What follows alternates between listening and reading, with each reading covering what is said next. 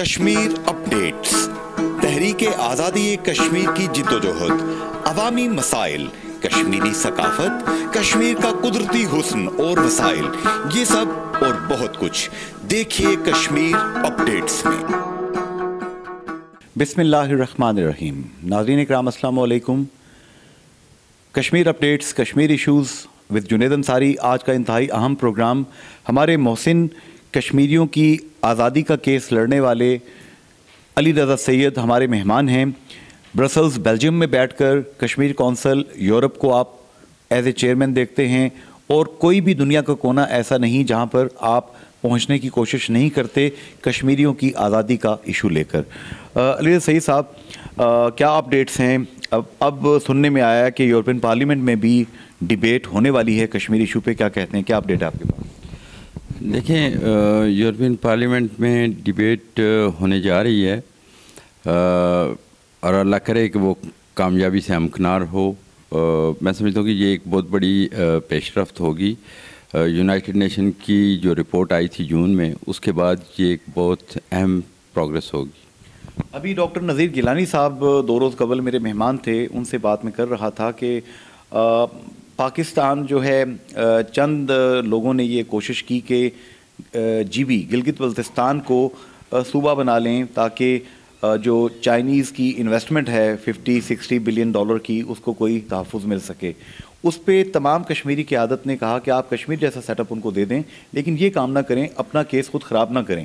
تو گیلانی صاحب نے کہا کہ بالکل صحیح بات ہے، یہ سوسائڈ ہوگی ایک طریقے سے اگر کشمیر کیس سے پاکستان پیر پیچھے ہٹاتا ہے۔ آپ کیا کہتے ہیں؟ دیکھیں، ہمارا موقف بھی بالکل وہی ہے، اور ہم نے کلیئر کیا تھا اپنا موقف ہر اس ادارے سے، ہر اس اتھارٹی سے۔ اور میری جو وزیر خارجہ شاہ محمود قریشی صاحب سے ملاقات بھی ہوئی تھی، تو ہم نے واضح طور پر کہا تھا کہ دیکھیں، ہمارے لیے بہت مشکل ہو جائے گا۔ ہم لوگ جو کشمیر کی آزادی کی تحریک، اور خاص کر جو ہیومن رائٹس وائلیشن ہو رہی ہیں مقبوضہ کشمیر میں، اس پہ جو ہم کام کر رہے ہیں بیرونی دنیا میں، تو ان کے لیے بڑا مشکل ہو جائے گا، اور پاکستان کے لیے یہ بہت ہی خطرناک اور بہت ہی نقصان دہ ہوگا، کیونکہ 70 سال سے آپ نے جو جدوجہد کشمیری جو کر رہے ہیں، جس کی سپورٹ وہ پاکستان کر رہا ہے، تو اس کے لیے ایک کویسچن مارک ہوگا، اور پاکستان کے لیے بھی اچھا نہیں ہوگا۔ تو میرا خیال ہے کہ اس پہ اچھا فیصلہ کیا انہوں نے کہ اس پہ عمل درآمد نہیں ہوا جو وہ کرنے جا رہے تھے۔ اچھا، ایک چیز ڈاکٹر گیلانی صاحب نے بھی، اور اے پی ایچ سی کی تمام لیڈرشپ، ان کا میں نے انٹرویو کیا، عبداللہ گیلانی صاحب جو کہ نئے اس وقت ان کے کنوینر بنے ہیں، فیض حمید نقشبندی صاحب ہو گئے، غلام محمد صفی صاحب، ڈاکٹر نذیر شال صاحب، پروفیسر نذیر شال، شمیم شال صاحبہ، ان تمام لوگوں کو میں نے انٹرویو کیا۔ اتفاق سے مولانا فضل الرحمان صاحب بھی وہاں پہ مل گئے۔ ایک کنفیوزڈ نیریٹو کی بات ہو رہی ہے۔ ڈاکٹر گیلانی نے بھی یہ بات کہی ہے کہ ہمارا نیریٹو کلیئر ہونا چاہیے کہ یہ 1.25 کروڑ کشمیریوں کا رائٹ آف سیلف ڈٹرمنیشن ہے، جو کہ 200 کے قریب ممالک نے تسلیم کیا تھا۔ ہم اسی کیس کو پلیڈ کریں گے تو اسی میں ہمارے لیے عافیت ہے۔ بالکل، دیکھیے، رائٹ ٹو سیلف ڈٹرمنیشن کا جو موقف پچھلے 70 سال سے ہمارا ہے، اس پہ اگر عمل درآمد نہیں ہوگا، اور وہی ایک نیریٹو، اس نیریٹو کو جو طریقہ کار اپنایا گیا تھا، جو اس وقت تک پالیسیز بنی تھی 70 ایئر سے، میں سمجھتا ہوں وہ پالیسیز فیل ہو گئی ہیں۔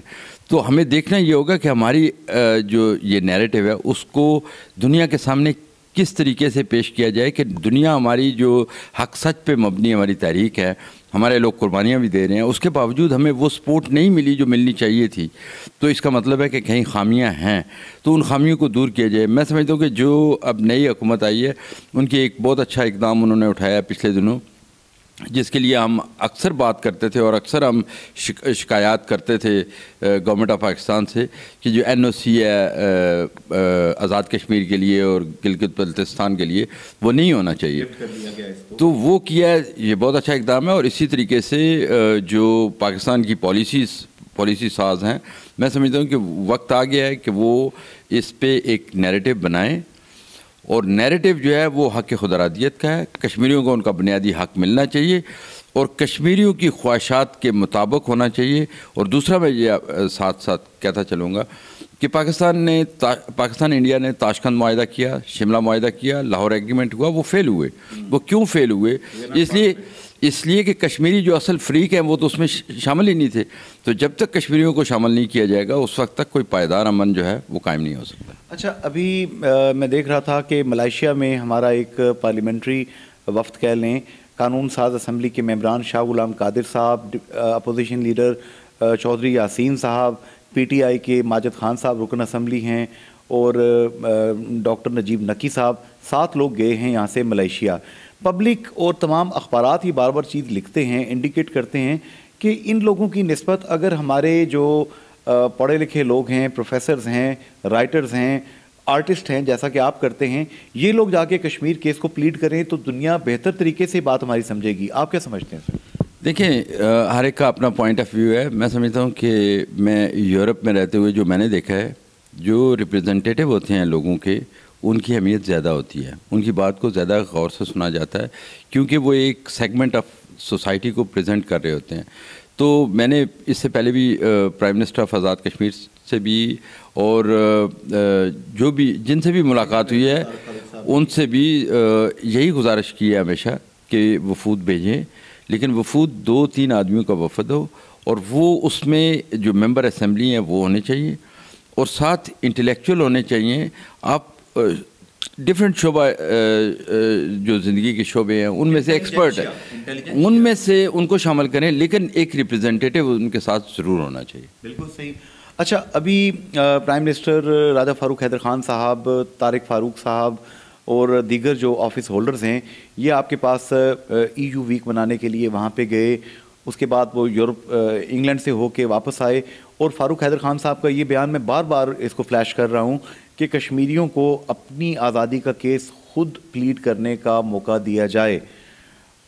مجھے کافی لوگوں نے کہا ہے کہ ان کا یہ بیان درست ہے.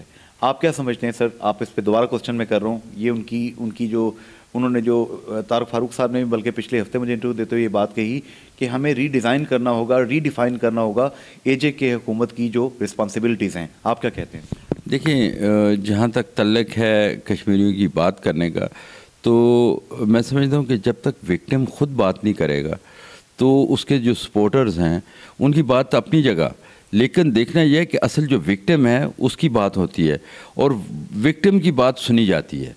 تو یہ تو ہمارا ہمیشہ سے موقف رہا ہے کہ جہاں بھی مسئلہ پیش کرنا ہے اس میں جو وکٹم ہے، جو کشمیری ہے، اس کو شامل ہونا چاہیے، اسی کو آگے رکھیں اور اس کے بعد اس کی سپورٹ کریں. اچھا، ابھی لارڈ قربان صاحب، ممبر ہاؤس آف لارڈز برطانیہ، وہ بھی میرے ساتھ ایک پروگرام میں شریک تھے پچھلے ہفتے. لارڈ نذیر احمد صاحب بھی تھے، آپ بھی اس میں شامل تھے. پرائم منسٹر راجہ فاروق حیدر خان صاحب نے بھی اس پہ بات کی، ایم ای پی واجد خان صاحب نے بھی بات کی.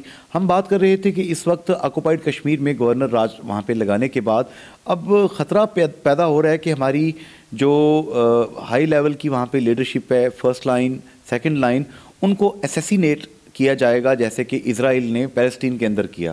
اس حوالے سے ڈائسپورا کو، آپ لوگوں کو کیا کردار ادا کرنا چاہیے کہ یہ کام رک سکے؟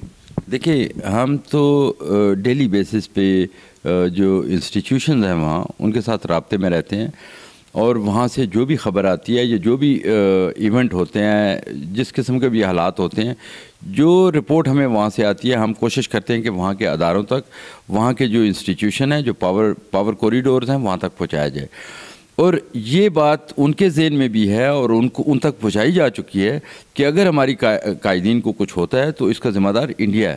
اور اس کو میرا خیال ہے کہ انڈیا کو میسج مل رہے ہیں، اور کشمیری جتنے بھی ہیں دنیا میں، جہاں بھی ہیں، چاہے وہ یو کے میں ہیں، چاہے وہ کینیڈا میں ہیں، چاہے وہ امریکہ میں ہیں، مڈل ایسٹ میں ہیں، سب کی طرف سے یہ میسج جو ہے نا وہ وہاں تک پہنچ رہا ہے کہ ہماری قیادت جو وہاں پہ ہے ان کی حفاظت کی ذمہ داری، ان کی ذمہ داری جو ہے وہ انڈیا پہ آتی ہے. اگر انہیں کچھ ہوتا ہے تو انڈیا اس کا ذمہ دار ہوگا. اچھا، مشال ملک صاحبہ نے پچھلے دنوں مجھے انٹرویو دیتے ہوئے ایک بات کہی.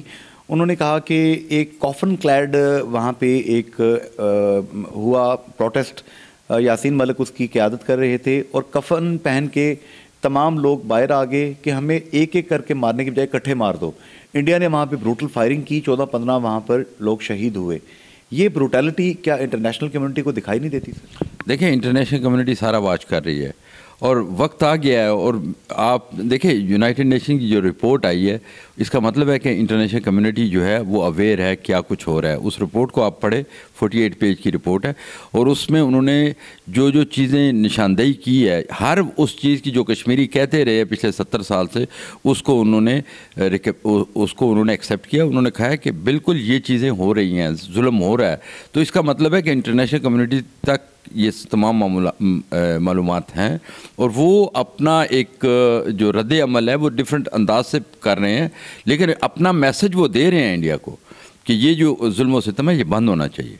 اچھا, فارمر ISI چیف جنرل حمید گل مرحوم ایک دفعہ میرپور تشریف لائے, تو میں ظاہر ہے کہ کشمیر کیس پہ میری شوق ہے, محبت ہے, میں نے ان سے وقت مانگا, انہوں نے انٹرویو دیا.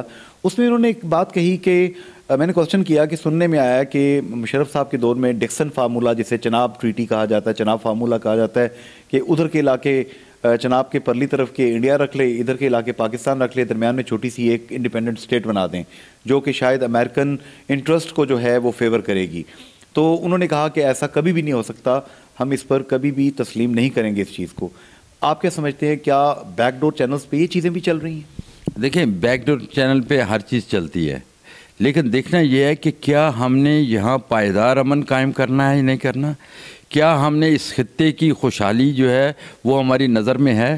اگر ہم اس خطے کی خوشحالی, اس خطے میں پائیدار امن چاہتے ہیں, تو میں نہیں سمجھتا کہ کشمیر کو ڈیوائیڈ کر کے اور کشمیریوں کو جو ہے نا وہ ٹکڑوں میں بانٹ کے پائیدار امن حاصل کیا جا سکتا ہے. یہ کبھی نہیں ہوگا, امپاسبل ہے. مسٹر نریندر مودی, انہوں نے اپنی پارٹی کی جو الیکشن کیمپین ہے وہ جموں سے سٹارٹ کی ہے. جموں کے بعد وہ سری نگر گئے ہیں, گویا کشمیر سے انہوں نے سٹارٹ کر کے وہاں کے انتہا پسند اپنے فالورز کو پیغام دیا ہے کہ میں کرش کر دوں گا ان کو, آپ مجھے ووٹ دیں. اس انارکسٹ سوچ کو اور فاشسٹ سوچ کو آپ کیا کہیں گے؟ کیا دنیا کے پیش نظر ان کے عزائم ہیں, بی جے پی کے, وشوا ہندو پریشد اور اس طرح کی انتہا پسند تنظیموں کے؟ دیکھیں انڈیا بے نقاب ہوتا جا رہا ہے, انڈیا بے نقاب ہوتا جا رہا ہے کہ ان کی وہی پالیسی ہے جو ہٹلر کی پالیسی تھی. بالکل اسی طرح آپ دیکھیں شیو سینا, ان کی جو بکس ہیں ان کو پڑھے, وہ فالو کس کو کرتے ہیں, ڈاکٹرین جو ہٹلر کی ہے اسی پہ وہ فالو کر رہے ہیں. جس طریقے سے وہ کرسچنز کے ساتھ, مسلمز کے ساتھ جو کچھ ظلم کر رہے ہیں وہاں پہ, وہ ساری دنیا اس کو دیکھ رہی ہے. اور میں نہیں سمجھتا کہ یہ جو فسطائی حکومت ہوتی ہے یہ جمہوری حکومت نہیں ہے, یہ فسطائی حکومت ہے. ہٹلر بھی الیکشن جیت کے آیا تھا, لیکن اس نے جو عمل کیے وہ ڈکٹیٹرشپ سے بھی زیادہ خطرناک, میں کہوں گا کہ ظالمانہ حکومت. اور مودی سرکار جو ہے یہ بھی فسطائی حکومت ہے. اور ان کو ایک بات سمجھ آ گئی ہے, 7 لاکھ فوج رکھنے کے باوجود جتنا ظلم یہ کر سکتے تھے کشمیریوں پہ انہوں نے کر لیا, اب اس سے زیادہ کیا کریں گے. میں نہیں سمجھتا کہ وہ اب اس بات کو سمجھ رہے ہیں. اور آپ نے دیکھا ہوگا کہ وہاں کے انٹلیکچوئل اور وہاں کے پولیٹیشین بھی اب بات کرنا شروع ہو گئے ہیں کہ کشمیر ہمارے ہاتھ سے جا چکا ہے, اور واقعی کشمیر انڈیا کے ہاتھ سے جا چکا ہے. اب وقت کا انتظار کریں, انشاءاللہ کشمیریوں کو آزادی مل کے رہے گی, اور کشمیری اپنے حق کے خود ارادیت, حق کے آزادی سے کم تر کسی بات پہ کمپرومائز نہیں کریں گے. آپ کیا سمجھتے ہیں, چائنا کے جو کہ ایک بہت بڑا پلیئر ہے اس علاقے میں, ہمیشہ لو پروفائل رہ کر چائنا نے اپنی پالیسیز کو آگے بڑھایا ہے, کیا چائنا بھی کشمیر کو, کشمیر کے حالات کو, ان چیزوں کو واچ کر رہا ہے, اور اس حوالے سے کیا ان کی بھی کوئی پالیسی ہوگی؟ ضرور ہوگی. دیکھیں آج تک جو مقبوضہ کشمیر سے جو لوگ ہیں جب وہ چائنا کا ویزا لینے جاتے ہیں تو وہ سٹیپل ہوتا ہے, وہ پاسپورٹ پہ نہیں لگتا. تو اس سے اندازہ کر لیں کہ چائنا کی پالیسی کیا ہے.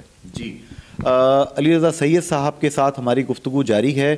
یہاں پہ ہم دوسرے حصے کی طرف بڑھیں گے, اور انٹرنیشنل سیناریو کے اندر کشمیر کی آزادی کا کیس, 2.25 کروڑ کے قریب انسانوں کی رائٹ آف سیلف ڈٹرمنیشن, حق خود ارادیت کا کیس جو ہے, اس پہ عقلی اعتبار سے کیا ہونا چاہیے, کیا ہو رہا ہے, کیا ہو سکتا ہے, اس پہ گفتگو جاری رہے گی. چلتے ہیں پروگرام کے دوسرے حصے کی جانب. کشمیر اپڈیٹس, تحریک آزادی کشمیر کی جدوجہد, عوامی مسائل, کشمیری ثقافت, کشمیر کا قدرتی حسن اور وسائل, یہ سب اور بہت کچھ دیکھیے کشمیر اپڈیٹس میں.